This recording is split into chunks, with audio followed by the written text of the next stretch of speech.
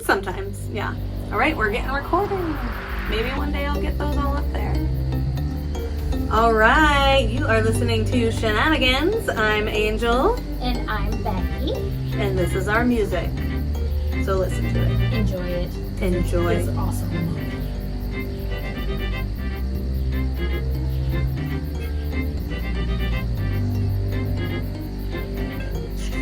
I'm drinking water while they're listening. Trying to make sure they can't hear it. To do it. Whew. All right.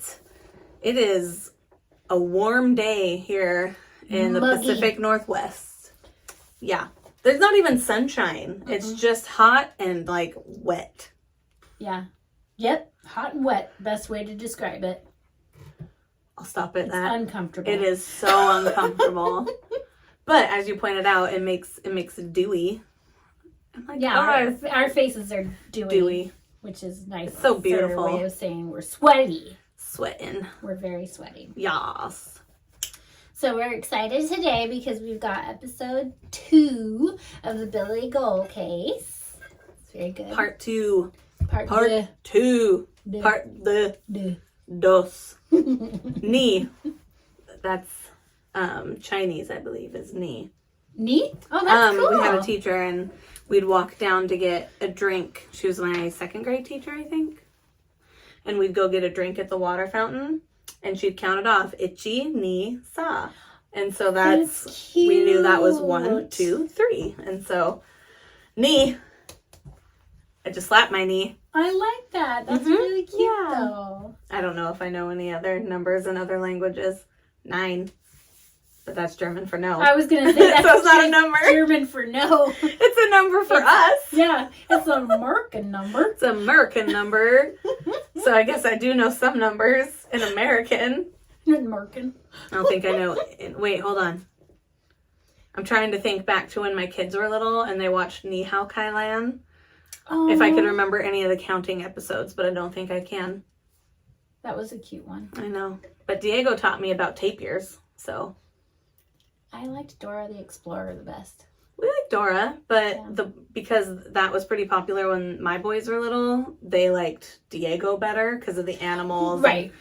And, he's a boy, so they were like, oh, we like this guy. And I was like, that's Dora's cousin. They're like, so. Yeah. Well, of course, they Olivia all just swipe for no forced swiping. Ashton to watch whatever she wanted, so it Girls. They're so bossy. Yeah, pretty much. Pretty much. We just do whatever she wants and hope for the best. Oh, goodness. All right, so I don't know. We can explain that when we left off last week in our previous episode of Billy Gohl, the ending of that was the starting of the floater fleet. Right. So that's kind of where we take off in the second episode. So we could just get right into it. Right. Oh, and we forgot to say why Billy Gohl is infamous at the start of last episode. We were like, let's get into it. And then we're like, oh, why would they care about this guy? They don't even know what he's known for. Yeah. Yep, you're right. And I completely spaced that. Me too. With this one. But we're new. Cut us some slack. We're getting better at it. And it's only going to get better with every episode. Better with age.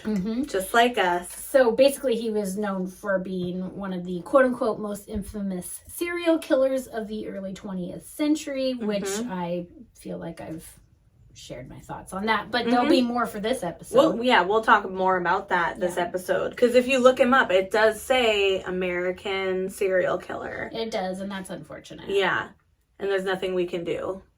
Even if, by the end of this, we do agree with Dr. Aaron Goings and his findings, which seem very smart. But I know that the other dude was like, I don't know about that. So, right. And that was Bill Lindstrom. His book's coming out. So maybe we'll revisit it, read his book when it comes out, and then compare notes. Right. They're definitely on different sides of the street. Oh, yeah. From what we've looked at. On Lindstrom Street. Yeah. There is a road. It might There's be an actual street or road. I can't remember what it. We haven't even looked it up. We haven't really had time either. I just trust my husband, though, because he knows all the streets. Yeah, he would absolutely know. So. Yeah. Okay, so we are now in May 11th. The 1907 issue of the Grays Harbor Post ran a story in the spring that was all too familiar with its readers. The headline ran, 2 more floaters. These 2 men were I can't. We're just warming up. Yeah. All right. In the early 20th century, they didn't say their names, though. They said red leather. Red leather. Yellow leather. Yellow leather. Red leather, yellow leather. Yeah. We'll work on it. This is what you're going to get. Murder the most melons. Murder the most melons. What'd you do today? I murdered the most melons. Okay, so but all these names are just like their 2 initials and their last name. Yeah, like A.V. Elmer. Yeah, pretty much. That's why I was like, what's his name? Elmer? No, that's his last name because that's all they say is their last name, then the 2 initials. Yes. I'm gonna start calling. And it's kind of frustrating because you're like, I want to research this person, but if you put that in, you're gonna get a bunch of different results. More microfilming time.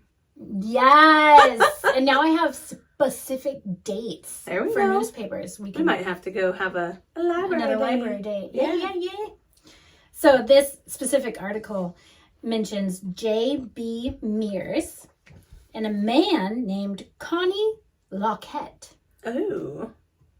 Mears had disappeared in March while carrying an estimated $700 in wages owed to employees of the Continental Timber Company. That money, however, was not found on his person. Okay, so that's one of the guys they dredged up out of the river and had been accused of taking money. Yes. But none of the money was on him. None of it was on him. Correct. Leading to believe that maybe he was robbed. More than likely. Okay, and then Lockett, Connie, the man named Connie. That's what they had. Yeah. Lindsay's and Connie's. Yeah, I bet his name was like Conrad. Oh, yeah, and people just affectionately called him Connie. That's cute. That's what I'd do. He was a sailor, described as a powerful young man. He, too, had empty pockets when he was pulled out of the river. Okay. Empty pockets. Yeah. In Mears' case, the coroner was unable to determine the cause of death. Okay. As far as Lockett, his death was determined to be an accidental drowning. Okay. Lots of that. Oh, yeah. Yeah, their conditions were horrible. That's why they were trying to get the union going. Oh, yeah. Yeah, at this time, the newspapers deemed them the quote-unquote floater fleet. Right. Another victim, and trigger warning for ickiness on some of these. Okay. I know I put a trigger warning here, but I don't know if I did on the next one. Okay. And I'm not obviously going to talk about all of them. There's too many. Yeah. But trigger warning for ickiness. A man named John Anderson had unfortunately spent so much time in the water that the flesh had entirely disappeared from the skull. I hope you already ate today. I don't feel hungry now. Yeah. The coroner in 1907, a Mr. A.G. Gerard, claimed that the many deaths were due to the widespread debauchery, stating... Debauchery. I know, right?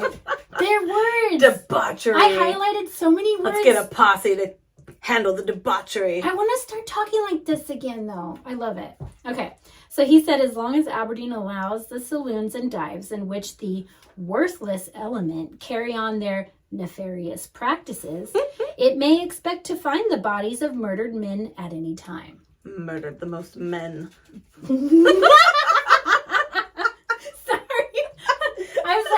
We can only get through these with humor. That's why we say true crime and comedy. Yeah, huh? They call it gallows humor. See? Because in order to get through stuff like this, and guys, stuff like this happened. In order, happens. Yeah. In order to get through it, you need that. Yeah. You do. That's how we operate, and that's why we're like, hey, let's do comedy, but also true crime. Yeah. So we're not laughing at the people. Yes. We're just diffusing the sadness. Yes, and it's the best of both worlds. And we need that, and it's who we are. You can't hide that. But also who we are is history and true crime, and that's what we do. And craziness. Oh, dude.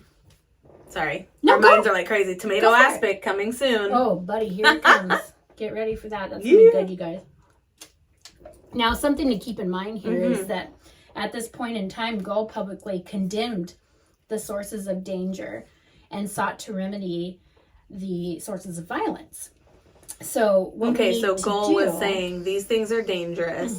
Darkness is danger. Alcohol is danger. You know, I oftentimes, when I have alcohol, have a hard time seeing in the dark and, you know, making my way around. Yeah. You know, even, you know, because most of the time I don't have alcohol and I can't see in the dark still.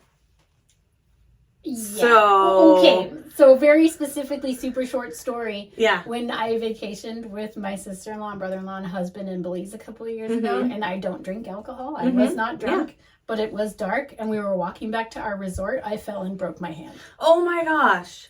Just no alcohol. Well, I mean, yeah. We're just walking. But it's dark. It was dark. Because, you know, darkness and I hinders the ability of sight. Like this. Becky is contorting her hand broke the backwards. back side of my hand. Got to describe it for the listeners. Yeah, sorry. Contorted the hand backwards and landed all wonky. You know, the way the wrist shouldn't be. Yeah. Opposite of the normal wrist behavior. Backwards. So I just bandaged her fingertips tried to tickle her elbows from the wrong side. It's not great. I want to imagine people at home going, wait, what? Wait, what? Which way? No, this way. Backwards and down. Like and then over and then crack. Under and crunch. Aw, yeah. I'm sorry. That sucks. It's all right. I went swimming the next day. It's fine. Of course you did. So, some questions that we need to ask ourselves at this point about Gohl. Because obviously people are going to brew this up. Right. Okay. Going to be his fault eventually. Right. So, first, do we have any indication that there were more suspicious or violent deaths than usual during Gohl's time on the harbor? Right, because they want to blame all of this on him. Right. Like, was it happening before anyway? Right, and especially from 1906 to 1909, right, where he is said to have committed these criminal deeds. Right. Second, was there any sign that the men who died were murdered?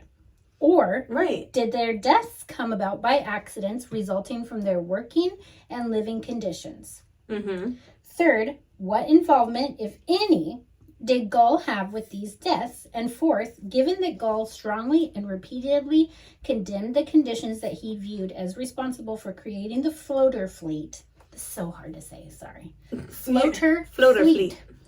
Why did blame for the deaths end up on him?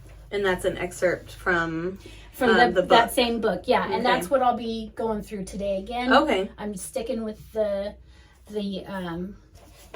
Port of Missing Men by Aaron Goins. I feel that there are more facts in that book than there are in any of that's personal opinion. Well, but everything we've seen online just says he might have been responsible for hundreds of deaths, and you're like, wait, what? Yeah, and allegedly. He was absolutely convicted for one. But allegedly. And we'll get to that too. Yeah, yep, absolutely. Oh, and I thought that if you tackled the floater fleet like Worcestershire sauce, just say it real quick. The floater fleet. Yeah. And then we come back to the floater fleet, and then you just keep going. Fleet. Yeah, no one will care. So from now on, you guys, it's the floater fleet. Floater fleet. Yeah. No disrespect. Floater fleet.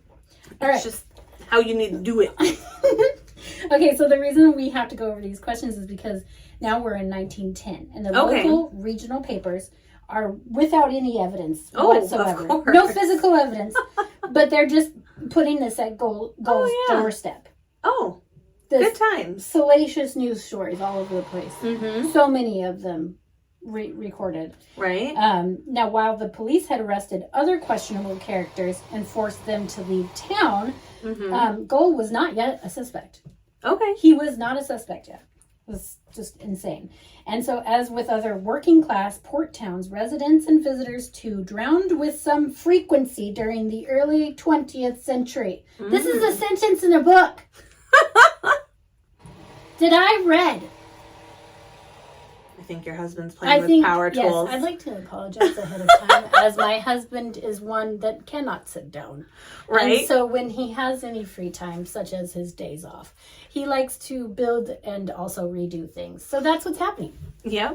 Even though gonna take we a break. said, hey, could you take a break real quick? It's not gonna take a break. And all of a sudden, like, what was that? So if you hear chainsaws and drills in the background, we're not part of a murderous issue here. This is just why would you say that? Happening. They I didn't said think that we're not part of but it. now they think we are.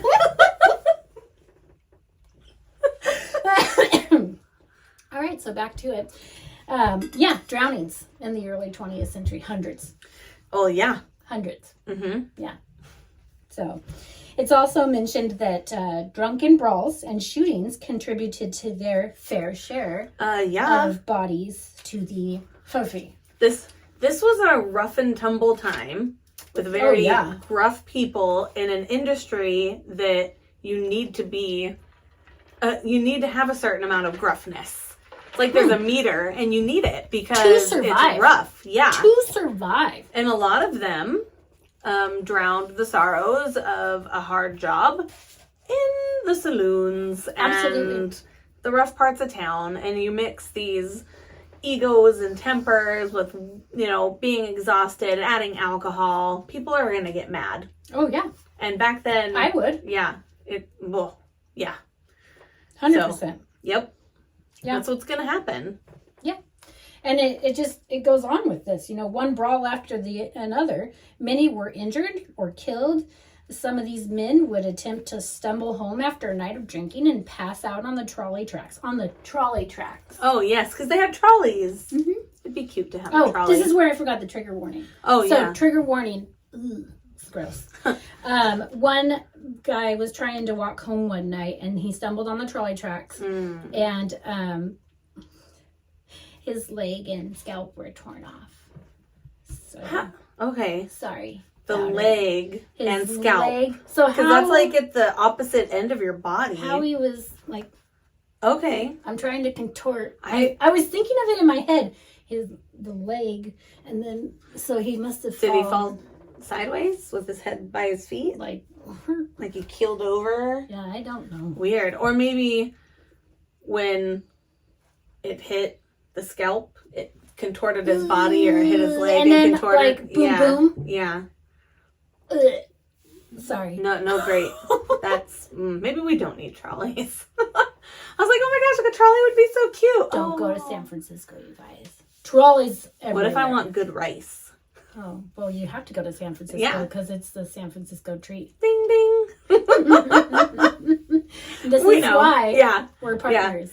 For those of you listening, she knew I would. Treat. Ding, ding. She knew I was going to do the ding, ding, and she did the little point with her hand in the air. So, because of the position that Gohl held as the head of many of these unions, unions, he was in charge of the funerals for these guys. Right. Yeah. Okay. So he the planning, the paying for, and so on and so forth. Mm-hmm. And the what a good man. Yeah. Probably. Maybe. Question mark. Serial killer? Question mark. Good man? Question mark. All question marks. All nothing marks. But question marks. Yeah. Except for the crazy. I think we feel a certain way, but we're trying to be open to telling of the story and figuring it out. Because we weren't there. Yeah. I have to keep going back to that. We weren't. Yeah. But I feel like I was there. Does that make sense? Well, I mean, been reading so much about it. I am super deep into this. Like, I was there next to him at his trial, is basically what happened. That's how I was like, dude. Well, when I was researching on Tornow, too, I kept feeling like I was in the woods. Right? It's like, how would I feel? I'm jumpy. I'm nervous. They're coming for me. Because you and I have the same imagination, and you're like, I'm right there. Oh, yeah. Absolutely. I'm having them doing this stuff and the things. Yeah. It's all there. So, at this time, the newspapers weren't very nice to these victims. Yeah. And at least, especially, I should say, the survivors, quoting the Aberdeen Herald, Mr. Andrew Devine tried to drown himself in the Chehalis River Tuesday and was rescued by Councilman Spalding. He was given 10 days in the jail to give him a chance to sober up. Wow. Because we don't want to address his obvious mental health crisis and maybe need for rehabilitation. I don't think they addressed mental health crises back then. Do you think they knew that the the word It was mental like, health? it was remember when they were talking about Tornow, and we had come across the fact that if you were declared to have some sort of mental incapacity, Yes. you lose your land. Yes. So that was literally like, you don't want to have that because you'll literally lose stuff. Because they were like, oh, that guy's crazy, lock him up. Instead of being like, oh, that person needs help. They're like, oh, crazy old Maurice. Yes! Oh my gosh, sorry. I'm really sorry, you guys. That was definitely a part out of Beauty and the Beast. Yep. One of my favorite Crazy old cartoons. Maurice. Favorite movies. I know, right? Disney. Anyways, okay. So the first sentence of the next paragraph in that paragraph, boom, boom. Yeah. Next sentence is, clearly, the harbor's waterfronts were unsafe. What are your thoughts? Yeah, Do you think they were unsafe? Oh, sorry. Did they say duh back then? What was their word for a duh? There was a word for it, and I read it, and now it's in my head, but I can't get it out of my mouth. At a future Dang date. it! At a future date. It'll just come out. Okay, so according to one estimate, between January 15th and March 31st of 1907, 10 bodies emerged in local rivers, roughly one per week. Oh my gosh. One, That's a lot. One per week, and that's just one little paragraph of persons found, basically. Yeah. Many of the 1907 floaters were bodies of sailors. Frequently, the dead had no money on their person, and while it has never been unusual to find a working person without money, the press and police alike considered this the best evidence of foul play. Okay. I mean, I could understand that, looking at how we are now. Like, men tend to carry their wallets and stuff on their person. It would be less weird nowadays for a woman to show up with nothing, because we carry it in a purse, We tend have to. so many things. Yeah. We have so many things. So it is weird, but I don't know, like, what did they do with their stuff? Yeah, well, and that's where, for the most that's where part, it came in these stories, these men would give their large amounts of earnings to saloon owners, bar owners, because they were the ones that had safes. Yeah. Aside from the bank. And so if the bank was closed, or if these guys didn't have a bank account because they weren't quote unquote upstanding citizens, that's where they kept their money. Okay. And it was, for the most part, it was safe. Right. But yeah, it's just crazy. According to record of deaths of the county of Grays Harbor, dates on the floater fleet range from August 1st, 1890. Okay, so... to July of 1907. Okay. So this was going on well before Gohl even settled in Aberdeen. Absolutely. Yep. Writers about Gohl have been principally interested in the years 1906 and 1907 because 43 men were found floating in Grays Harbor in 1 month alone. Oh, wow. Just 1 month. So that's when they were like, well, those other ones were probably accidents, but this month, because 43, that's over 1 per day. Yep. Like 1.2 per day or something like that. Yeah. Wow. Yeah, and 1906, 1907, that's right after that crazy strike. Oh, okay. Yeah, that was right after that, wasn't it? That Gohl was a They did major part of. And there was shots fired between him and W.B. Mack. Yeah, that one where there was like that little standoff. Yeah. Okay. Yeah, just crazy. Pretty suspicious. I'm not gonna lie, it is very suspicious. It is very, it is. You're absolutely 100% right on that. And so in an interesting and rather macabre, I love that word. Macabre little fact, the coroners would have juries aid them in the investigations to identifying the bodies and determining the causes of death. Juries. So we're talking regular about people? Regular people.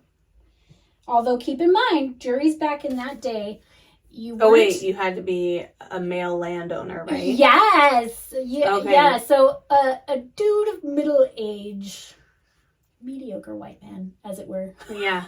A white guy would have to go Nothing in. against mediocreness. But things weren't super duper fair. No, because God forbid a woman own land and go in there. Not without a man. I think I put that part in here. There's a little part about when they had to sell Bessie's boarding house, and she couldn't sell it under her name because she's a woman. Right? Sweetheart, is there a man around that can speak for you? Oh my goodness. I don't think we would have lasted. No, there's no way. There's no way, because if the first person to well actually meet would probably be dead, and then I would go to jail. Oh yeah, because they think you are hysterical. So yeah, just a jury of randos. Okay.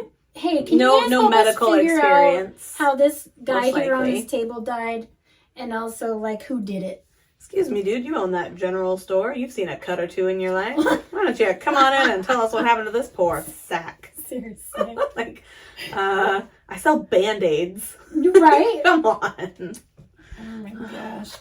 All right, so all told, from January 1st, 1906 to December 31st, 1908, the coroner's office conducted investigations on 145 deaths. And this is a lot of time periods, and it's a lot of numbers of deaths, but they're just trying to get I believe what he's trying to give us is an idea of the timelines, who was there during the timelines, and how many people died during these. Okay. The coroners determined that most of the deaths that they investigated were accidental, as once again, intoxicated men had drowned after slipping and falling into a waterway or perished from industrial accidents, which was a lot of that. Oh, yeah. We talked about that last time. Yep. That was... There's a lot of equipment and slippery docks and not enough light. Like, it's just an accident waiting to happen. And it did happen. And then on at least one of the occasions, Gohl himself aided the coroner during an inquest for a drowning victim. Okay. So they called on him as well. According to the coroner's office, only 5 of the 145 deaths were deemed worthy of an inquest. So they only investigated 5, like really looked into them, out of 145 people. Wow. I mean... So to me, I'm like... Is this laziness? Or right. are you just like, so many people are dying, hey, you drowned. Can't hey, keep you up? Drowned. Hey, you drowned. Let's just take one out of every 20. Right. And look into it. Huh. That's weird. That's, yeah. Especially if you're suspecting.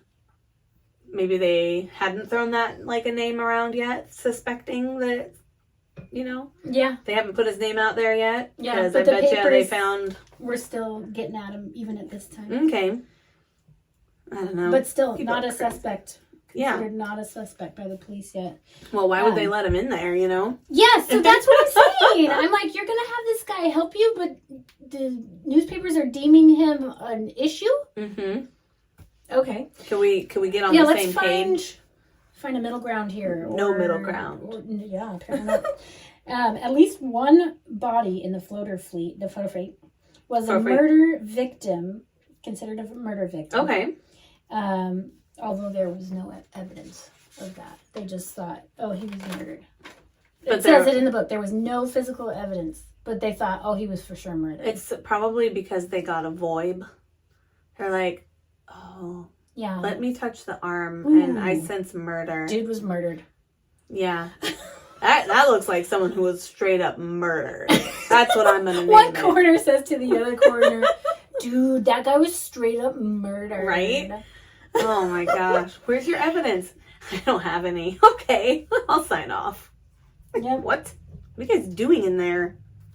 So, basically, all of these were pointed to being excessive use of alcohol. And that was said to be the cause. Although city officials did little to prevent most of the real causes of the floater fleet, the preferred method for regulating alcohol consumption was to arrest and jail people for public drunkenness. Sure. Yeah, and this became a routine for which they housed dozens of men in city and county jails. Okay. Just filled the jails with them. Pop them all in there. Yeah, drunk tank style. Throw them on top of each other. Until they sober up. Yep. Throw them up all over. Yeah. And the police force at this time was very corrupt. No. Right? I know. Shocking. No. Shocking. I thought you would be shocked. Well, okay, so a part of me is like, well, when did, Sheriff Payette come into the group there, because I felt like, just from reading what I had read about him with Tornow, that he seemed like an upstanding dude. 1908, 1909. I think that's what it was. Because Okay. he beat out towards the end. It talks about the police chief. The Aberdeen police chief and him were running for sheriff at the same time, and he won. So he was a little later on anyway, right? Which makes sense because all the Tornow stuff was later on, like 1910, 11. Okay. And so one of the things that really shows how corrupt they were was that they would conduct monthly raids on homes located in the Red District. Oh, sure. And they would haul in prostitutes unless paid a fee. Again, the book says prostitutes, you guys. I know it's sex workers, but it's what it is. We're using the terminology. Yeah, from that time. Yeah. Okay, so they would say, well, if you pay us, we won't take you in. Oh. Yeah.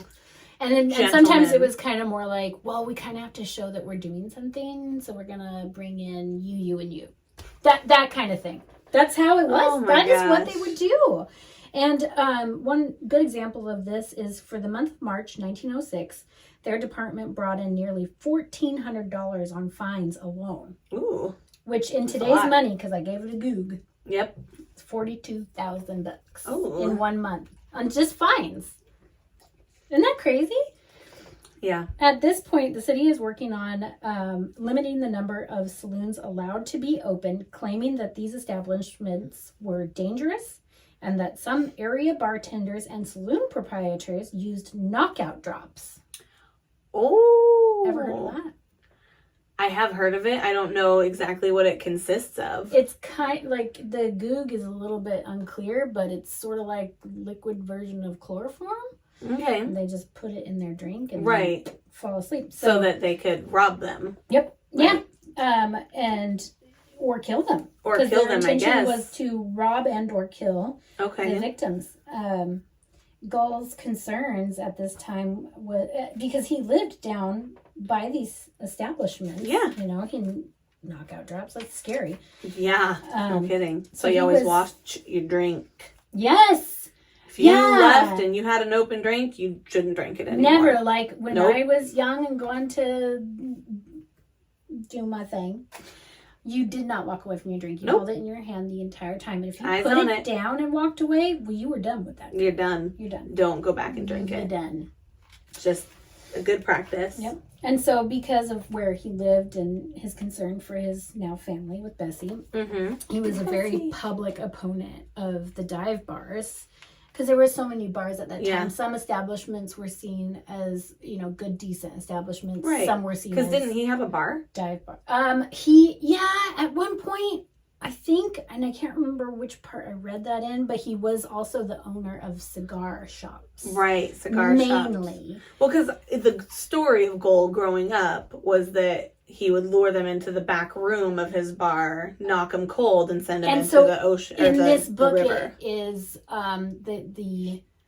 the accusation was that there was a dropout thing at Bessie's boarding house. Oh, is what they were saying, and that. But was the boarding house by the river? It was on the river. It was okay. So where the Breakwater Seafood House is now, which is on the river by a bridge, in downtown Aberdeen, the building that used to be there before was her boarding house.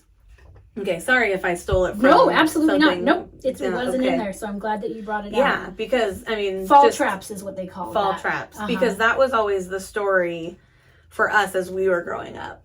Yeah. And so I was curious to see, where the actual, urban... It's a game of telephone. Legend. Yeah. It really is, because it just gets so distorted as you go down the line. Well, and because we have Billy's restaurant, I just assumed that it was modeled after his bar, when he had it and would take sailors out back, knock them over, and send them flying. Yeah. So that's what everyone assumes and knows. And that's what I thought for years too. Oh, all of us. Yeah. When I was little, I didn't even want to go by Billy's. I was like, what? Yeah. He's after a murderer? Why would I go How does there? that work? It's not even on the water. When you're a kid. Is he still in there? I thought that too, though, so don't when you're little and you're like, wait, it was after... What? What if his descendants are in there? Yeah. They're killers. So, no. And he used some of the local newspapers that he was friendly with to publicly condemn these dive bars, as it were. Okay.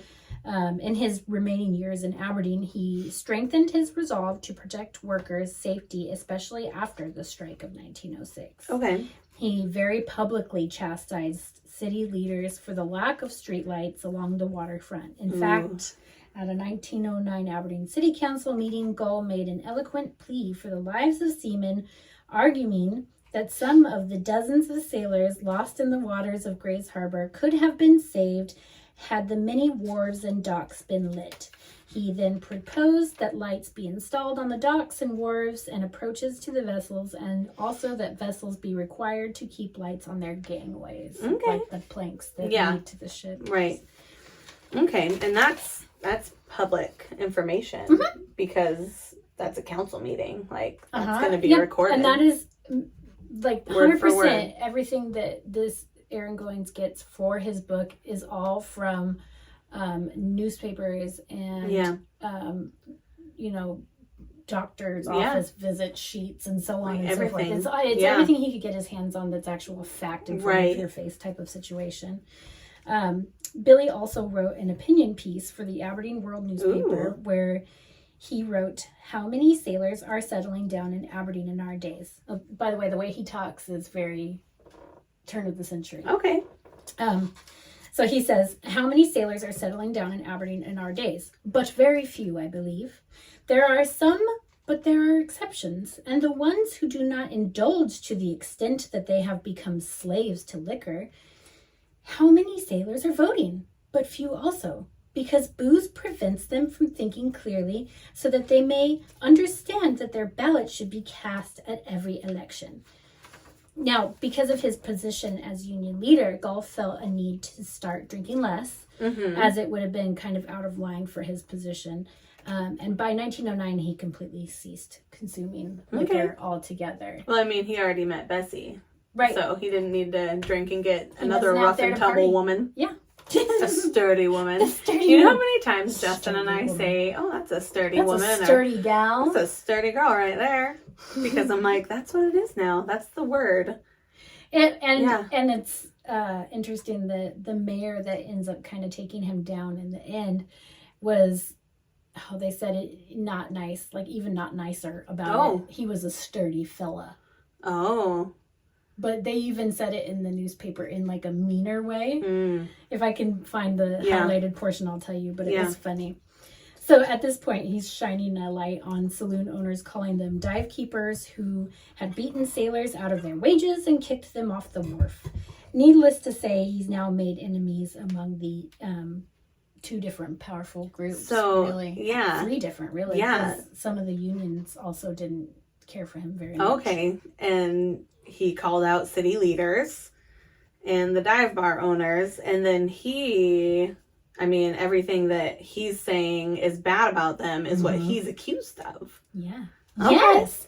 Isn't that interesting? Yeah. And then he takes to the newspapers after that, writing publicly, of course, continuing to do so. And then these saloon owners and city councilmen are also writing back as if they're speaking to him. It was almost like reading a Facebook argument of the early 20th century. It was literally like bashing each other back and forth over newspaper articles. And I was like, could I hit the like button? Where's that at? Dude, do you ever, I'm sure you do, just like you have people that you know, see a post from someone and you're like, oh, I know a person who's just going to come in and tear them a new one. Yes, every time. I'll be like, I'm going to wait an hour and then I'm going to come back and I will grab my drink and I'll sit there with my coffee and I'm like, whoo, giggling like, oh my gosh. I'll make popcorn. Yeah. If I know that something's about to go off, I'm ready for the entertainment. Yeah. I will read all 671,000 comments. Honestly, don't care. I don't care what they're talking about. I just like to see what they're saying. I have no real stand or position in this situation, but I really want the entertainment of this and also, argument. they both really make stupid comments. And you're awful. like, oh my gosh, this person's an idiot. Oh, you're kind of a jerk. This is so funny. Which, honestly, just scroll. Come on, guys. But I mean, why do you need to say anything? Why does it? Right? What is it? What's it doing for you? Right? What's it? Yeah. What do you get? When I'm in a mood, I'll be like, let me find one of these stupid things. Sitting there. I'll be yelling stuff out. Justin will be like, why are you even reading that? I'm like, I don't know. Yeah, there's no reason for it. Right? I'll be like, oh, so-and-so just snapped back with this. Or you would not believe. And then I'll side goog some of the things. Right? Like, oh, wait, what was that? Wait a minute, did you have facts on this? Dude, Did you have facts on that? You know what we need? We need like multiple screens. So we can side goog. Just keep it going and be like, oh, look, I put it up over here on this screen to the left of the computer. Eventually we could do that, yeah. Because I need my own It's going to look like a creeper's lair instead of a pod lab at some point because we're going to be like, okay, pull this up over there and this up over there. Now look over here. It's going to be so good. Yeah. Wait till we hit the spooky season too. Ooh. Our decorations in here. Yeah. I'm really excited.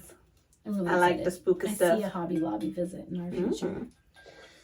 So, I digress on that tangent. We always digress. Right. That's going to be our shenanigans. We digress. We digress. Yes, that should just be our little under. We digress. In parentheses. We digress. We digress.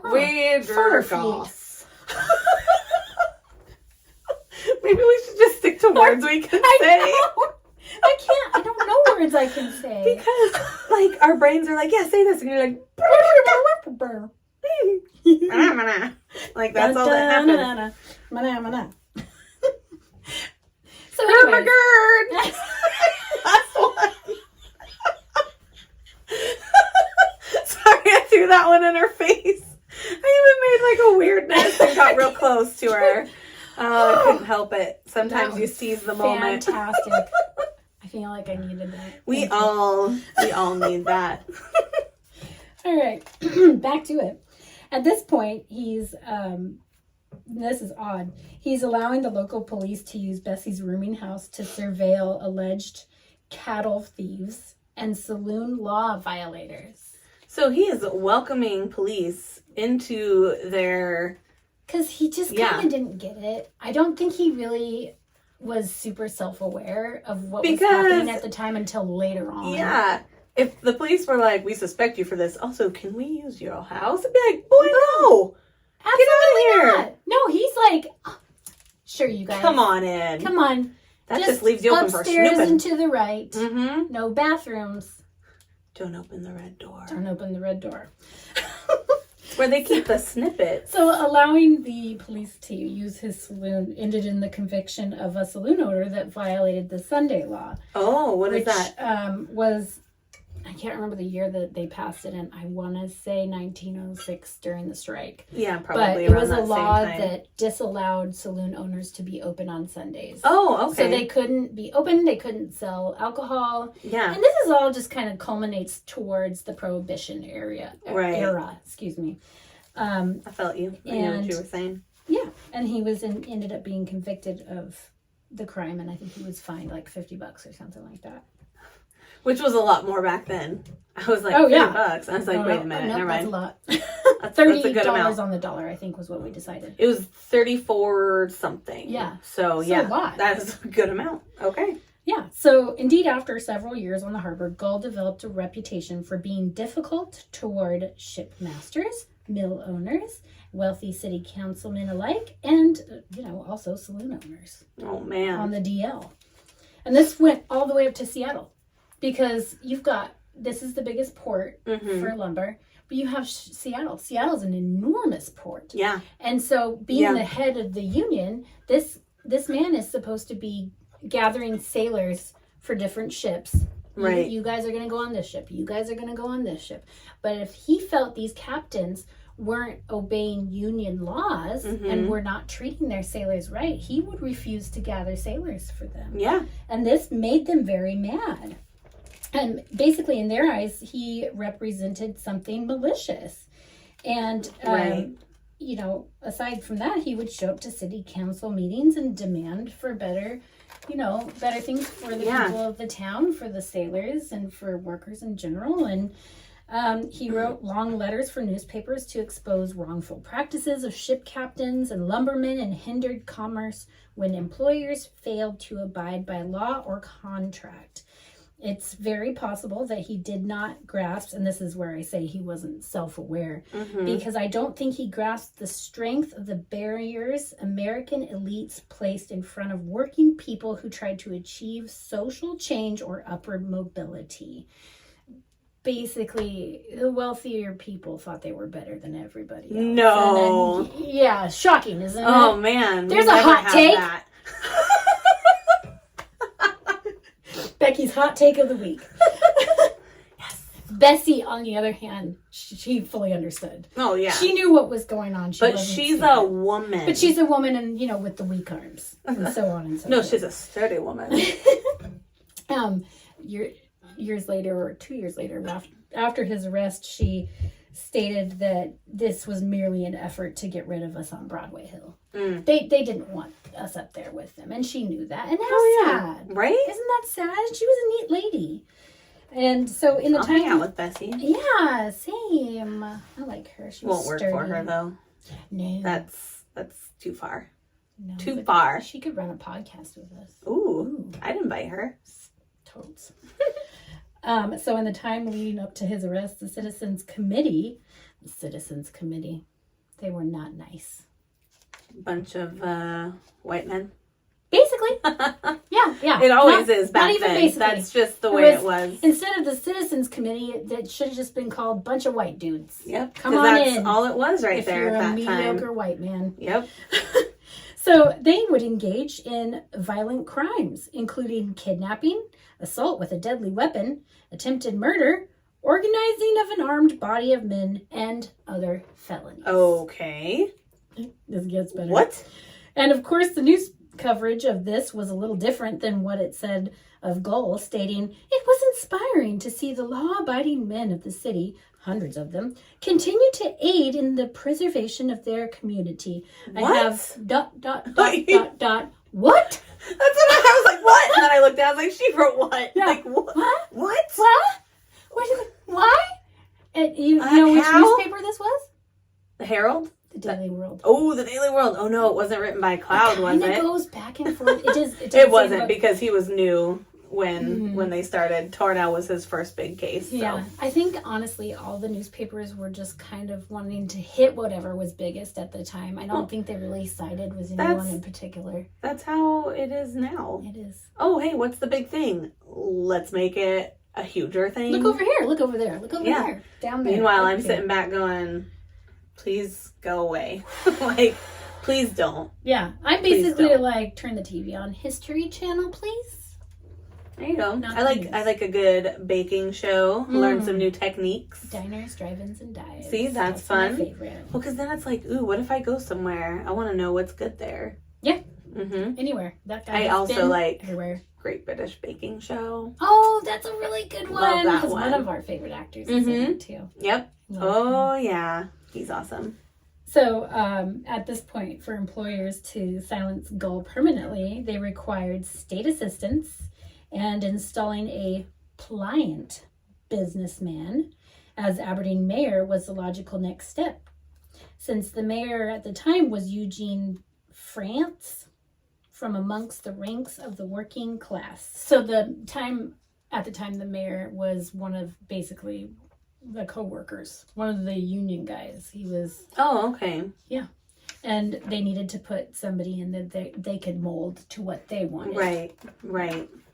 So the Citizens Committee, the rabble-rousers, the white dudes, raised between $7,000 to $10,000 to fund a pro-business candidate and to pay for the vigorous investigation of Gohl that was to follow. In comes 35-year-old Edmund B. Bin, who, in his own words, ran because I just have to say it like how I feel like he said it. Yeah. The solicitation of several hundred of the best men of the city who signed a petition asking me to file my intentions. I have written down barf. Because I would like to show you a picture of this guy. Yeah. Okay, well, we can post a picture to our social media, too. We're going to have to. Yeah. Okay. I like that they took it from the side. Yes, a nice profile shot of this very sturdy man. He's a very sturdy man. He's a very sturdy man. That's okay. Not what they said in the book, but that's back then. That's how you know they were wealthy, right? Got some money. He can afford the food. Yeah, and that's the next paragraph I have says, this guy came for money. He did. He was in real, I mean, his dad has a park named after him. Ooh. In the city of Aberdeen. Oh, is that Sam Ben? No, Sam Ben? Yeah. That's this guy's dad? Sam Ben Park. Yep. He came from real estate. He managed the Grand Theater and also served terms on city council and state legislature. Wow. And despised Gohl. That's everything that the Citizens Committee was looking for. Yep. They were like, check. Oh, sturdy dude? Check. And so the differences between these two guys, you have Gohl, who came from a poor background. He's an immigrant worker. He's an itinerant worker. He just physically worked his butt off his entire life until he was like, wait a second. And he also stood up for I need to stand up for these guys who are unable to stand up for themselves or really unable to speak for themselves because they don't speak the language. Right. So that's the difference between those two guys. Needless to say, once he was elected mayor, he fixed his gaze on Billy. He was ready to take him out, take him down. He appointed to police chief Mr. George Dean. Okay. This was the man who lost sheriff to Payette. Okay, gotcha. And he actually wasn't even necessarily his first choice. He was the third choice. Oh, wow. He elected or hired two different guys for police chief. And it doesn't say why they didn't work out, but they didn't work out. So he was the third dude. But basically he was chosen because he had a willingness to look the other way as morally and legally questionable law enforcement practices were followed. And, that would do the trick. It's what everybody looks for in a police chief. Yeah. Could you look over there while I shoot this guy? Okay, thanks. Yeah, sure. Plausible deniability. So together these two guys we're bringing in, what do they call it? They're called Thiel agents. They're like offshoots of the Pinkertons, which were labor spies of the early 20th century. And they basically go in there and figure out who's doing what and who do we need to They enter the workforce? Yep. Okay. One of the specific spies that they talked the most about was Patrick J. McHugh, also known as Patty. He was one of the region's early loggers and a saloon owner. It was his job to befriend Gohl, and it does appear that Gohl unfortunately thought that they were very close. Like, he got in there and he really snuggled in as his buddy, and Gohl thought, this is my buddy. So he gained his trust. Well, of course. That's his job. Yeah, it's sad because Gohl even stated in one of the articles after he was arrested that he was shocked. And very saddened by the his testimony. That's the one. And it's all illicit stories. It's all hearsay, basically. Everything that he testified to. Right, because there wasn't any legitimate physical proof. It was just, well, this is what I heard or saw. Yeah. Okay. It was all hearsay. Why didn't he just take out his phone and record things? I know, right? Come on, think about it. Everybody's got one now. Gohl's suspicions of this plot against him peaked in the summer of 1909 when police arrested him because of the report of a prominent citizen who claimed that Gohl had stolen his bike. He was able to very quickly, though, prove that it was his bike, but the accusation led police to search one of the many waterfront shacks that Gohl helped to maintain for itinerant seamen. In the shack was discovered 2 automobile robes. An automobile robe? I said the word. Automobile robe. Yes. And what is an automobile robe? When given a goog, it is a one piece of clothing that you put on to drive a car. Because they drive a car, they have to put on completely different clothes. You're thinking of a giant tarp made with some sort of fancy lighting that they would put on their cars. I was like, what is it, like a car cover? Oh, that's hilarious. It's clothes for cars. I was like, Can I get one like a bikini? Mine's a girl car and it's summer. I'm saying like it's like the eyelashes that some people put on their cars. That's why I was looking at you so funny. I was like, what the? It's clothes you wear to drive cars. I forgot that they did stuff like that. Because like with the Model T and stuff, they would wear like a full get up and like a helmet and like goggles. Like, like you're gonna go on a motorcycle. Okay, gotcha. So, okay, a robe for you, not your car. Yeah.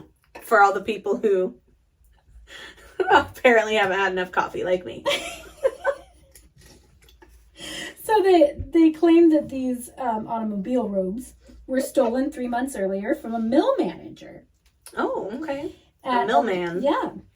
But, it went to trial late July 1909, and Gohl's friend and roommate, Charles Hadberg. Oh, yes, we've heard of him. He lived with them. He was a buddy. He was close as a brother. Yeah. He came to his defense testifying that he had himself bought the robes at a secondhand store, therefore finding Gohl not guilty only minutes after deliberation. Okay, so they were like, hey, this guy said you took my bike, or took his bike. Oh, wait, it's your bike. But now we can go search other things. Look, you stole these. And they were like, bro, stop. Yeah. Okay. So he's like, dude, like, what do you guys want from me? Yeah. They want you to go away forever and ever and ever. Yeah. No, they had their sights set on him. Yep. Unfortunately, the next story that we hear about our friend Mr. Hadberg is not so great. I do remember that when I was reading a little bit about it when we first started talking about studying Gohl. It's a big bummer, dude. Yeah. And this guy was really close to him. They're very good friends. Mm-hmm. So I'm gonna read it straight from the book because it's a lot. It's lengthy. Okay, yeah. So this is straight out of Port of Missing Men. Mm-hmm. And the next few points that I make are gonna be like that. So if you feel like I'm getting a little long-winded, let me know. On the morning of February 2nd, 1910, William and George Lightfoot, two Hookworm brothers, discovered a man's body while they towed a rowboat across mud flats near Indian Creek. I keep trying to figure out where this is at. Are you thinking of that in your head? I'm not sure. I can't think of where that creek is. It's, I think, one of the little offshoots, kind of. Yeah, it has to be. Sure. I'm trying to think of all the tiny little bridges you go over to get places, and I can't think of where that one is. I feel like it might be one of the Do you think it got renamed? I think it's like over by the Q-Mart area. I think. We don't know. Could be on the other side of the river. There's so many. There are. Tied down in 18 inches of water and held there by a 50-pound anchor, the body had 2 bullet holes in the head. Ooh. 6 weeks earlier, Aberdeen Chief Police George Dean had been told that the body of a sailor, Charles Hadberg, along with that of local cigar dealer John Hoffman, could be found in Indian Creek. Doesn't say who told him that, just that's what it says. Okay. The chief of police and an amateur officer proceeded to Indian Creek because that's what you want. Take the new guy. Hey, it's a good idea. They looked about the beach and on top of the water for the body they had been told was held to the bottom with a 50-pound anchor. Questioned some men in the vicinity who they had been members of the Gull Gang. This was like the first time. That's a terrible name. Would have removed the body and came home with report that there was nothing in the story. Dean would not correspond or talk with the county sheriff or state authorities during the investigation because he didn't like him. Oh, of course. He beat him out for sheriff. Yeah. So, and that's what it says. Gohl attributed this to grievances, personal grievances. Mm-hmm. Yeah. But, so they did end up eventually finding the bodies and removed them from the river. Right. Number 2. And then at that point, they go to arrest Gohl. Okay. They just automatically are like, well, you did it? Yeah. That's basically it. They find the bodies, they pull them out of the river, and they're like, Gohl did this, let's go get him. There's no reason for thinking that it was him, aside from maybe recognizing that the bodies were familiar to them and thought that they were attached to this man. Okay. But it doesn't really say in Do you think that the person who told them where the bodies could be found maybe said I Gohl do. did it? Again, it doesn't say in there. It doesn't say who See, that's said weird it. to me. It just feels like to me somebody was trying to hide something. Well, it's like when a wife goes missing, the first person they talk to is the husband. Right. Right?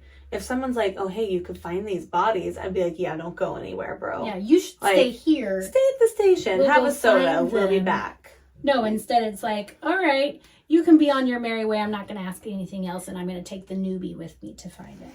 Oh, my gosh. So they arrest Gohl, and, you know, he's accustomed at this point to being arrested. Yeah. And so he's staying calm. Yeah. He's composed the entire time, and then they get him to the station, and he hears the charges that are against him, and his response is, my God, please notify my wife and my attorney. His attorney's name was Wilson Butner. Wilson Butner. Butner. I like it. I thought you might. Yeah. Basically had a miserable night that night, of course. Yeah. Okay. Sorry, you guys. Get my stuff together here. Okay. I Hear your husband in the background. I don't know if they'll hear it or not, but that was know funny. he's having a conversation with our neighbor, I bet. Right, yeah. So the viewing of the body, they need somebody to identify that this is who it is, right? Yeah.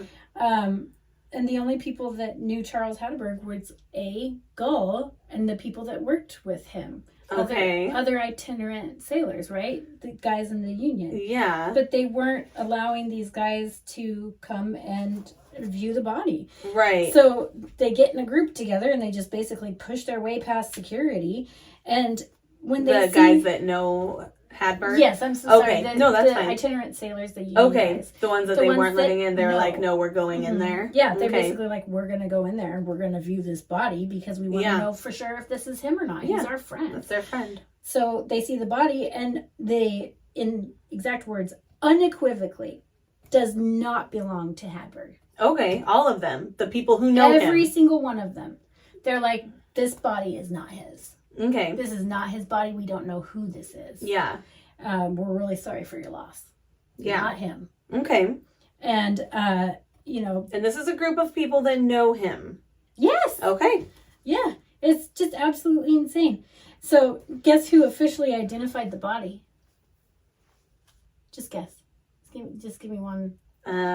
Dean.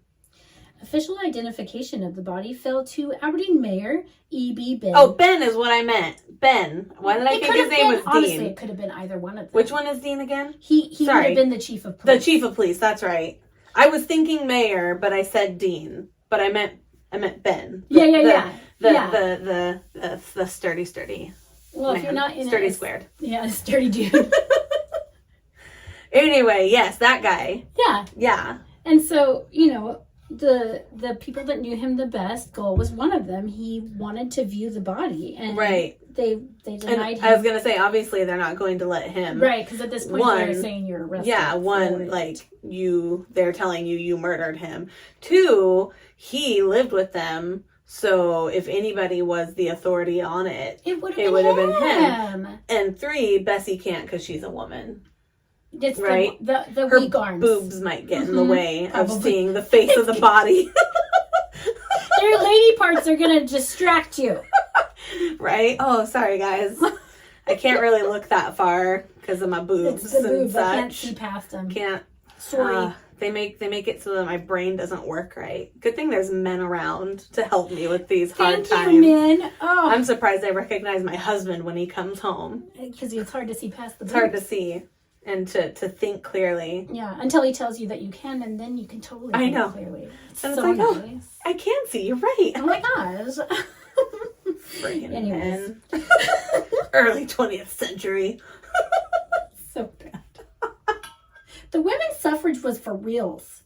Yeah. They suffered edge. Yeah. All of it. All the edges. So he's basically tucked away. Yeah. And his only access to the outside world came through his wife and his lawyers. Mm-hmm. And Bessie was out there fundraising because, Yeah. you know, in our last episode, we talked about how they had filed for bankruptcy. Yeah. They had no money. Right. And so in order to pay his lawyer, she had to fundraise. Mm-hmm. And she headed fundraising efforts between February and May. She sold all her valuables. She traveled to the Puget Sound seeking assistance from the labor unions, and she kind of didn't really get very much from them. Well, no, because there's not really a lot they could do. To be honest, there wasn't much that they could do. He was able to give, in his first week in jail, he was able to give interviews to newspapers, giving his side, basically. Mm-hmm. But once the matters, the people that saw this, they're like, oh, no. So we're going to go ahead and just put him in solitary confinement. Yeah. He can't be talking to people, so... Yeah, we don't want his side of the story to get out. Yeah. That would be bad. Boom, boy, bye, foop. Mm-hmm.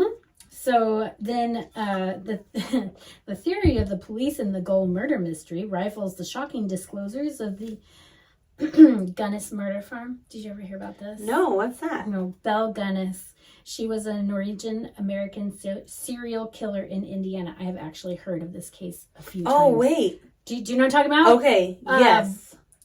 Bailey did it. Bailey Okay. Sarian did it. Yes. I think it's pronounced Guinness. Oh, thank you. I was like, Guinness. When I looked down at your paper and I saw Guinness. Because it does say Gunnis, though, right? Oh, it does. Is it pronounced Guinness, or did Bailey say Guinness? Because I think I always said it as Guinness. But it's Gunnis. That's For some how reason, he I spells recognize it as Guinness, but it could be Gunnis because it's spelled Gunnis right there. Yeah. Yeah. Anyway, go ahead. Well, sorry. No, that's okay because that's what the newspapers are. Yeah. It's salacious story after salacious story after salacious story, comparing him to other, at the time, serial killers and stuff like that. Well, yeah, because now they've branded him. Yeah. They've said he's gone so far as to even murder his best friend. Exactly. And so, as people that, just anyone who has access to a newspaper could be a possible juror, right? Mm-hmm. So they're seeing all this press. And it's not like at that time they said, have you seen any coverage of the blah, blah, blah, right. blah. They can't vet like that. Yeah, you or can't they grab from maybe a different... don't want to. Well, why would they? Yeah. I mean, they pad themselves well.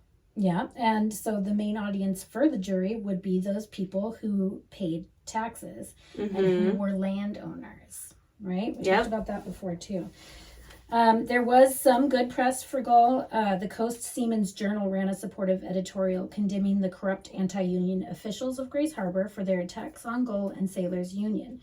The piece also expressed disbelief that the dead body found belonged to Hedberg and discussed the history of legal frame-ups for union activists. Okay, right. And there was 2 of them that they mentioned in there that was actually good press for him. Okay. So, yeah, the poor guy, he didn't have a chance. So, but Hadberg is gone. Like, Well, that's not him, but he's never mentioned. Yeah. They never found him. Basically, after he's arrested, Gohl's like, well, as far as I know, he said, I'm going to take the rest of the money that I have and I'm going to move to Alaska. Okay. So that's where... Nobody ever looked into it. Okay. So presumably, he could have been in Alaska. Yeah. Okay. Yeah, he definitely could have been in Alaska. Had anyone attempted to go and find him? Mm-hmm. But he's never mentioned the rest of the book, so I'm guessing that's kind of where it, like, falls off. Okay. Right. Yeah, it's insane. So at this point, witnesses are coming in for both sides, for prosecution, for defense. Okay. The prosecution had quite a few witnesses, obviously, people who were paid to. Right. Or, well, there's always been a history of people coming and even giving false witness, or, you know, that's why tip lines get insane, because people will be like, oh yeah, no, I was there. It's like, dude, this is Washington State. You live in Washington, D.C., fool. Yeah, you are your own unreliable narrator. That's what I would say. So just one of the ones that they mentioned for the prosecution was a man named Klingenberg. Klingenberg. Yeah, 32-year-old Danish immigrant. Did you hear my stomach? Yeah. It was so You hungry? You poor I was like, oh, I think that I'm starting to get hungry now because I came straight here and I was like, oh, I think I am. Sorry. Oh, no, sorry if you heard that. No, I didn't feel it didn't. at all. But then I was like, that was kind of loud. I went, your stomach's like, hello, feed me. I'm hungry. I should probably eat after this. Maybe. Might be a good idea. Right. So this poor guy was on his way to Mexico working on a ship as an itinerant worker. Okay. And he was basically shanghaied. Oh, good times. And what that means is his captain was notified by the police in Aberdeen saying so-and-so is wanted for a murder or for attempted murder, and he's wanting for questioning for that. Oh, wow. So he was drugged with those drops that we talked about earlier. Knockout drops. Okay. And I can make a good commercial for that. By the time he finally woke up, he was already more than halfway back to Grays Harbor. Okay, so this dude was on his way. He was on his way. He was out of the state. state. And actually, interesting enough, when his plan when he got to Mexico was to stay in Mexico. Mm-hmm. He was done actually being a sailor at all. He wanted to be done. He was done. He wanted to retire. He was going to live out in Mexico. He was over it. It was time to be in Mexico. And someone was like, then, just kidding. Boom. Wake up. Drop. Back in Grays Harbor. Dude, no. What? Not cool. I kind of feel bad for the guy. I can't believe that that's something you could do to somebody. I know.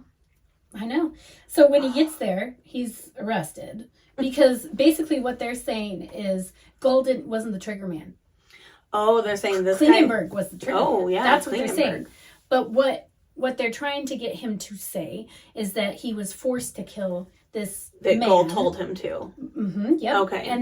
And if I didn't know, I was scared he was going to kill me and so on and so forth. Right. But what the police did was they kept this man in like a hotel or something and basically beat the living business out of him. Oh. Until he gave this false testimony. And then once he did, they're like, okay, well, if you give this false testimony, we'll make sure that you get off scot-free. So they basically were like, if you lie, we won't do anything to you. Yeah. But here's some motivation. I'm going to beat you. Mm-hmm. Beat you up. Yep. But that didn't end up happening for the poor man. Okay. He ended up serving for attempted murder. And really? I have his exact, what happened and when and how long he served. So then real quick, what evidence do we have that the police were beating him? Like, obviously, we have him. Hearsay evidence. Okay. He said, yeah. He said this was happening. He's saying way after the fact, after he's convicted, because they said, you're going to get off scot-free, and then he didn't, because he ends up getting convicted. He's like, then he wait was like, a now second. I'm gonna sing. You guys offered me immunity, and now I'm serving time for this? So I'm going to sing like a birdie. Okay. Yeah, so poor Billy Gohl. I just at this point I'm like, poor Billy Gohl. He needed witnesses for his defense, right? Yeah. Mm-hmm. Well, he's got 12 people in mind that can be his witnesses. Yeah. Unfortunately, half of those people are his family. His family are now being threatened by the Pinkerton/Thiel detectives. Right. They're scared. Bessie's scared. Her family is scared. So he's like, no, you don't have to be witnesses. I don't want to do that to you. He loves Bessie. He loves her family. He's just not going to do that to them. So really, he didn't have, a whole lot of good witnesses. They only mentioned one. And basically he's left with the conspiracy theory against him. And that's what the witnesses were able to push forward, was this is a conspiracy against Billy Gohl. Mm-hmm. These prominent figures in the community really want to get rid of him. It was just that. That's all there was for him. At the end of the day, it's about money. Yep. And so we have a closing argument for the prosecution and closing arguments for the defense. Okay. Now, the prosecution had a very long-winded closing argument. Yeah. Basically, one of the things that the member of the team called Gohl was a cowardly cur. Oh. Yeah. You, sir, are a cowardly cur. Yeah. And he just goes through this long thing. He says, cannot you picture the scene when after Klingenberg had fired only 2 or 3 shots, he stood facing Gohl, who also had a revolver in his hand. Can you not understand the feeling within those two men when Gohl said, 'We have no more use for these guns'? And standing with his hands raised over the water, holding the weapons, they gave the signal and dropped them at the same time." Wow, that paints a picture. That's the prosecutor. He was Guilty. his job. Boom. Guilty. Now, the arguments or the closing arguments for the defense were unfortunately lost. What? Yeah, they're just lost. There's no record of his closing. They had the record for the prosecution, and they didn't have the records for the defense. They're just lost. Yep. Data not found. Data not found. Interesting, isn't it? Wow. Mm-hmm. So we now have his conviction. Yeah, because obviously after all of that, he's convicted. And there was 2 of the jurors that were on this board that they did not think that he was guilty. Okay. And they deliberated for quite some time. And those 2 jurors came back saying, is there any way we can just do like second-degree murder? We think something may have happened. We don't think it was as serious as it was. Mm-hmm. Well, the guy says to them, "No, you can't. You need to go read your instructions and come back to me." 45 minutes later, the jury returns with the verdict guilty of murder in the first degree. Wow. And recommended as much leniency as possible, considering every potential juror with an objection to the death penalty had been systematically removed from the jury pool. So the call for leniency was more than likely from those 2 gentlemen who did not want him to go behind bars. Yeah. So when the jury returned with its verdict at 12:30 midnight on May 11th, pale-looking Gohl was marched from his cell, a far cry from his usual jovial, defiant self. When the jury foreman announced the jury's verdict, Gohl collapsed into his chair. And Bessie,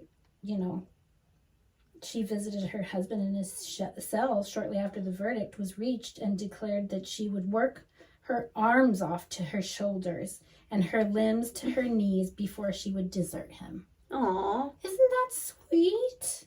Even Everybody after needs a Bessie in their lives, apparently. Even after being imprisoned at the state penitentiary, Gohl would maintain his innocence, declaring that personalities lay at the heart of his conviction. Oh, wow. Yeah. Which I just thought was very interesting. I mean, he stayed his innocence until after his health really declined, and he ended up having dementia and stuff like that. Oh, wow. Because they kind of kept going back into him and pressing him for details. He did finally confess. He did? He confessed to the murder of both the men, Charles Hatterberg and Hoffman. But again, this is after his dementia had taken over. And so, I mean, it could be just left to opinion at that point. Because he's already behind bars. He's already serving time for this. Yeah. So why do you need a confession? Why do you need a confession? Yeah. Why? He's serving life. Well, and it is odd, too, that, Hadberg never made a return trip to the harbor. Isn't it? Yeah. And they never found him. They don't know. So, is he dead? Is he alive? This other guy was definitely not him, according to the people who were closest to him. Right. So then he could have died in Alaska. Oh, I think it's quite likely that he did. Yeah. I really, really, really do. So as far as Klingenberg is concerned, he was tried in October of 1910. Okay. And at this point, after he was convicted, he said that this was a put-up job. Oh. Yeah. And he wanted Gohl present at his trial. But his confession, whether true or false or coerced, had done its damage. Mm-hmm. By October, Gohl was in prison, and Klingenberg's request that he be present was denied. Mm-hmm. He was found guilty and sentenced to not less than 10 nor more than 25 years in the state penitentiary at Walla Walla. Okay. And Bessie did continue to stay by his side, but found in the later years that it was kind of more difficult than what she thought it would be. Well, yeah. It did end up divorcing him, unfortunately, marrying another man and starting a life with him. It doesn't say whether or not they had family and all that kind of stuff. But well, and it's harder, too, back then, because there's not a lot she could have done on her own without having a man there to do stuff for her. So exactly, it would have been way harder on someone back then, you know, early 20th century than it is now for a woman. Yeah, because correspondence is much different. Mm-hmm. I mean, all you can really do is she could visit him whenever it was allowed, or she could send him letters. But yeah, it does take a toll, I would imagine, after a certain time. That's pretty far away. Yeah. To have, and like nowadays, taking that trip would be easier. It's 302 miles, I think, is what they said. Yeah. In here. So back then, doing it was a lot harder. Yeah. You're talking about train or horse. Mm-hmm. Very slow car. Yep. It'd take a while to get out there. Because the roads were not what they are today either. Wow. There is a really kind of an interesting aside here. October 28th, 1912, the Union headquarters in San Francisco, they expelled Gohl from the Union, but they also expelled a man named William Vortman, who had stolen the Aberdeen Union treasury, absconding with it to parts unknown. So remember how they said that there was, like in the beginning in our first episode, there was a missing amount of money. Yeah. My theory is, there's your guy. Right there. Yeah. So you want to blame that on Gohl? When this dude is... Yeah. Hello. Right. I just thought that was just a completely interesting aside. The story ends with Billy Gohl dying in the Medical Lake Hospital in March of 1927 from syphilis. Oh. And the complications that come with it, of course. Right. But yeah, so there's the story of Billy Gohl. Interesting. And I really, really, really got into that book. There was a lot of interesting stuff and all fact-based. Yeah. I really enjoyed it. It's sad. The story is really, really sad, and it really rings true, and it really kind of, I was like, oh, this makes me feel things, because I've always felt like there was a matriarch of wealth in this town. And you know, I'm not saying anything bad about anybody, but there is. Everybody knows that there is. Yeah. And if you go past 5th Street, you're up there. Right. You're up there on Broadway Hill, and it seems like for at least some of the people that I know, that's the goal. Yeah, and when you're younger... Oh, yeah. When we were kids, if you lived up there, that was like, oh my gosh, we must be like super rich. Yeah. I remember growing up, we lived on 1st Street, and I always said, about 4 or 5 more blocks and we'd be just fine. I lived on 1st Street for a little while too. Right next to the street light there between 1st Street and what is that, Alder? Oh, okay. Yeah. So just a hair further west where I grew up. Yep. Huh. West 1st Street. That's funny. But yeah, it was like that then, and it's like that now. It's just not quite so out there. Yeah. For everybody to see. Or they hide it better. In the face. Yeah. Yeah, I don't know. I kind of like, and I'm sure you feel the same way I do. I'm at the point where I just don't care anymore. Oh my gosh. Like, just stop. I don't Everybody. Care. Yeah. Everybody stop. Stop what you're doing. Stop it. Just go have fun. So what are your thoughts? Do you think Billy Gohl did it? I think that it's weird. So with dementia, isn't it like, is dementia the one where you start to forget like where you are, what's going on, and you just say things?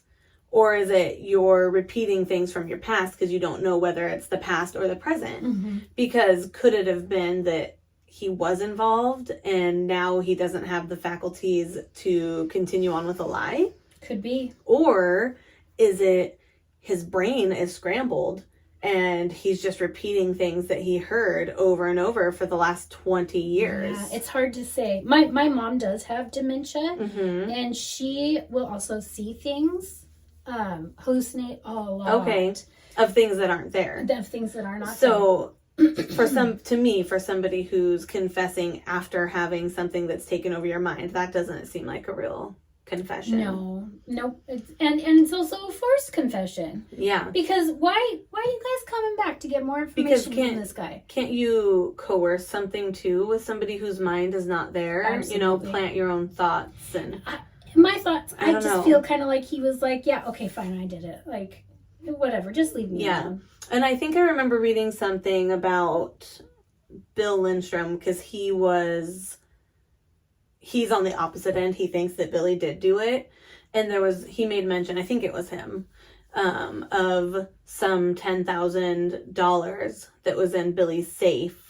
And then it went missing. Okay, but what about that guy? Yeah, so was this the other guy that is taking stuff? And so it's recorded in the head of the union in San Francisco that this guy was expelled from the union for absconding to parts unknown with money that was of the union. It doesn't say how much. Because with the floater fleet too, you said they only looked into 5, which is silly because I also was told by, I think, this other guy too that we talked about, that some of these people were found tied down. It wasn't just Hadberg and the other dude. That other people were also tied down with weights. Okay. So they're saying that was a goal situation as well. That's what they believe. But like, I want to see where they got that. Yeah, like can you show me the receipts? Mm-hmm. Show me the receipts. So it's weird. And in this book, I personally feel I have the receipts. Okay. That's where I'm coming from, because I mean, maybe not. Maybe I'm wrong. See, and that's the other thing. So like, I always like to be like, but wait, because what if he took the parts that he liked from the history that matched his version, and he focused more on the labor and industries. It's true. But then it's true to be said about the person who's writing a book now, talking about, well, what about this side of it? Yeah. And where did they get that information? Because reading and listening to what Gohl would write about, it didn't seem like someone who was also going out there and killing them. It seems like someone who truly did care about their health and safety and well-being. And that's what I gathered from it. Right. But again, we weren't there. Mm-hmm. Yeah. And it sucks because I'm like, it's so hard because to be a fly on the wall. You look at, like, he didn't want his family to come in because they were being threatened. Right. And you're like, oh, that's so sweet. But we weren't there. Switch it around. He didn't want his family to come in because of what they might say about him. Precisely. So I'm going, like, there are two sides of the street in every single thought. It seems like he was not a serial killer. Because also, how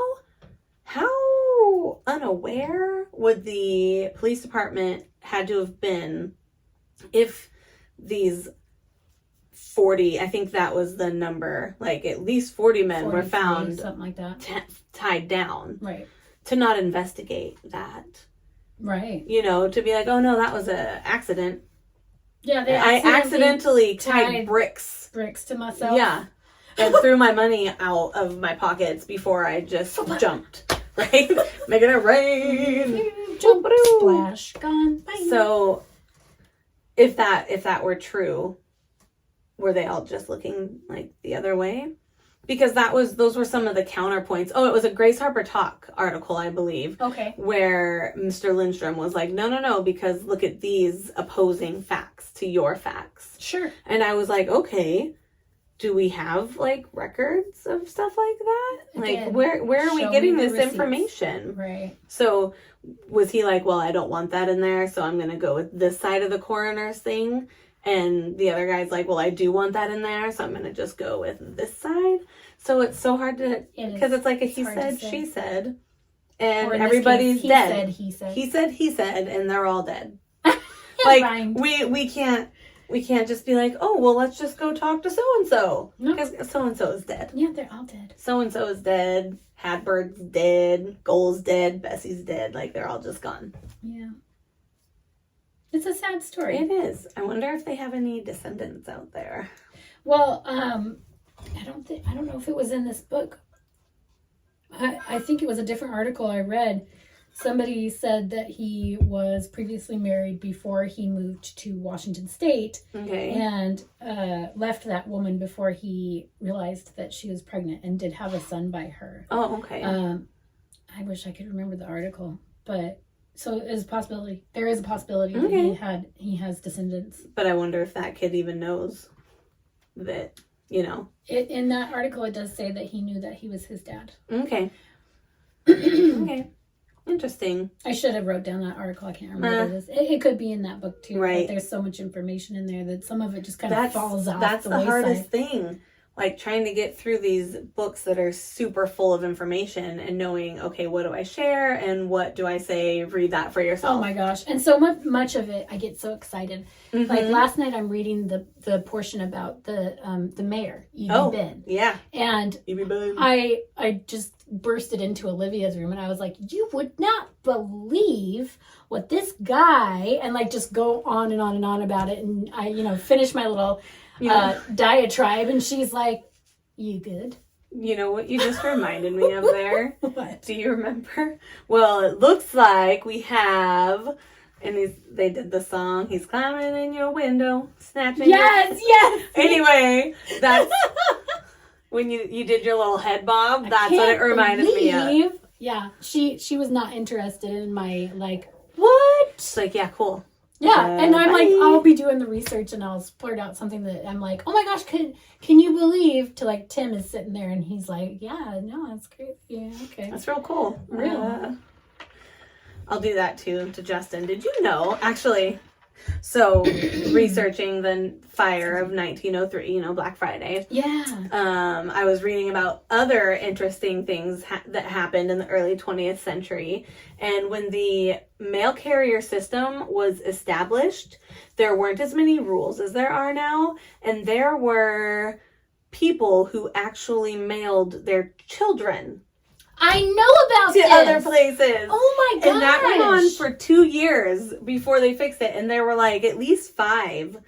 And the longest one, so the mailmen were different back then, the mail carriers, because you were in a smaller community and it's like you all knew each other. Yeah. We knew, oh, it's Bob. Hey, Bob, I got some letters for you today. Gave your mailman a Christmas present. Yeah, That's exactly. How it was. Yeah. And so there was a story of a family who mailed their kid like half a mile away. They're like, oh, hey, here. They bought postage and they're like, could you get Susie over to their grandparents? Postage on right? Just the front of the shirt. Forehead. You're ready And to then go, a long one, they had the mail carrier, and the mail carrier actually had to take them onto like a train, and they bought enough postage to send their kid.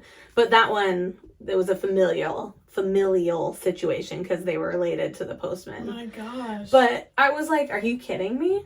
That just, could I get a kid sticker? They weigh 30 pounds. But there were no limits, and they had just made it so you could ship over like the 5-pound max or what it was. So they were like, oh, sweet. Well, here's baby Johnny. Get him over to his grandparents. They live several blocks away. That is messed up. Right? Could you, but then they amended it, but it took like 2 years before they got all like the, you can't ship kids. So back in the day, I'm just sick of my kid. I am mailing You're going to grandma's house right now. That's it. Mail comes at noon. Pack. I've had enough. Yep. Get your little handkerchief and tie it to a stick because you're walking with the mailman. Walk down the road with a sad little song. Charlie Brown. Oh gosh. Yeah, but I was like, dude, what was this time in history? Insane. And the gall of people. Indeed, the gall. And they'll just push and test. And it's hilarious because I would be like, well, I'm not sending my kid with some, but back then they were like, oh yeah, we know everybody. So grandma's a half mile away. I bought enough postage to ship you over there. So bye. Have a good walk, kid. Here's Gary. There you go. Off you go. Oh my gosh. Grandma will send you back when she's done. Oh my gosh. So that's what's next then is the Black Friday. Yes, Black Friday. Fire. Pew, pew. Fire. I like that. Do that again. She's juggling. I was fire bending, juggling the fire because I'm a nerd and I like Avatar: The Last Airbender. So I'm like fire bending. No, the movie's bad. Movie bad, cartoon good. Oh, I did not know I that. gotta educate you. That's for another day. I can't get into it right That's now. a whole episode, I guess, huh? Yeah. I just can't right now. That's what we say, right? Oh my god, I just can't right now. Oh my gosh, I just cannot. I just can't. I can't. Movie bad, cartoon good. Gotcha. Mm-hmm. I will keep that in mind. M. Night Shyamalan did us wrong for all of us who watched the cartoon and then saw the movie and went, what's wrong with you, dude? Yeah, that's cool effects, but that is not decent representation Then I need to of watch who they cartoon. were. I can't even That's get into disappointing. it. Mm-hmm. Disappointed in you, M. Night. Oh, yeah. Another guy who just puts his initial at the beginning. Why? Right? And inserts himself What's into your name, Mark? into his movies. Mark Night Shyamalan? Yeah. What are other good? Like Mike. Mike Knight. What's up, Mike Knight? Mike Knight. That's what you go to when you want to sing or do stand up. Mike Knight. Mike Knight. Open mic night. Maybe that's why he goes by M. Night. Yep, they were like, he was like, dude, you guys gotta He was stop. tired of being teased. Seriously, he's like, shut up.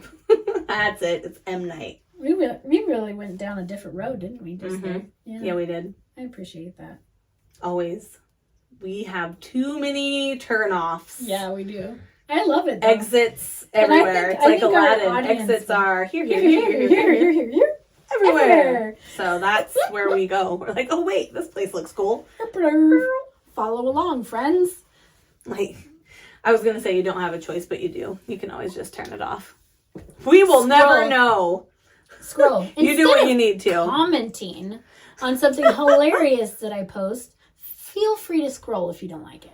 Just saying. I mean, Easy. Real easy. Up and down. just take your finger to the middle and go floop, floop, flick it upwards. You don't even tell like Oh, it. actually, you know what?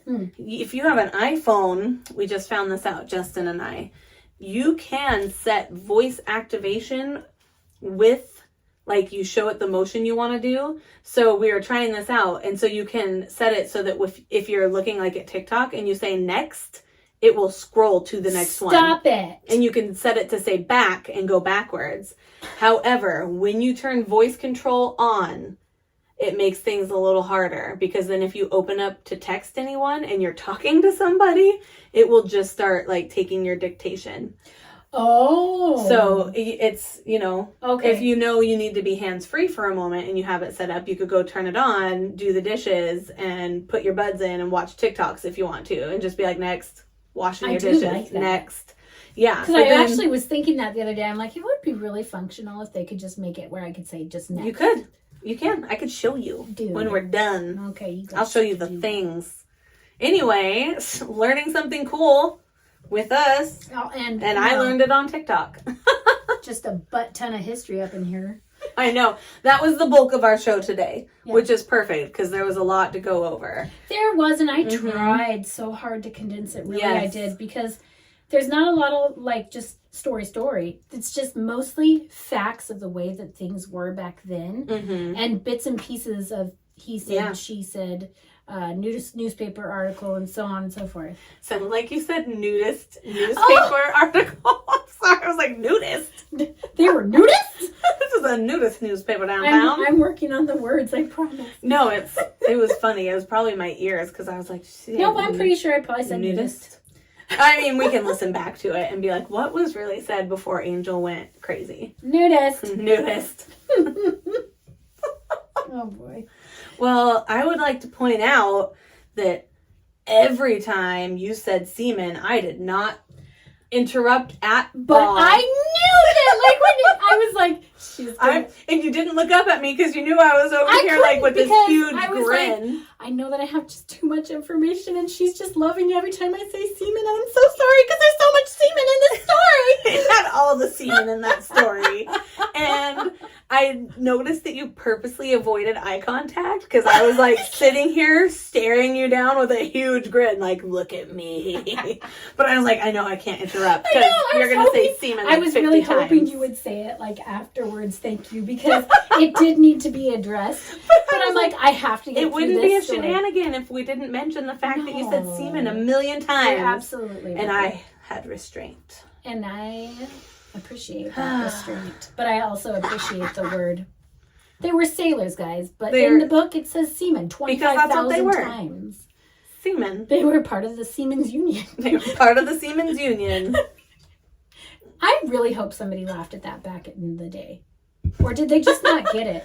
Did they use the word for that back in the day? Yeah. So, somebody did.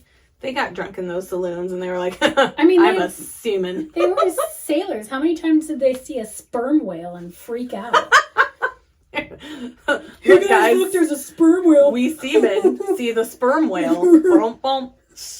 We're here all night. They did. Until we fall into the river and die. Exactly. Oh my gosh. That's okay. They'll blame it on Billy.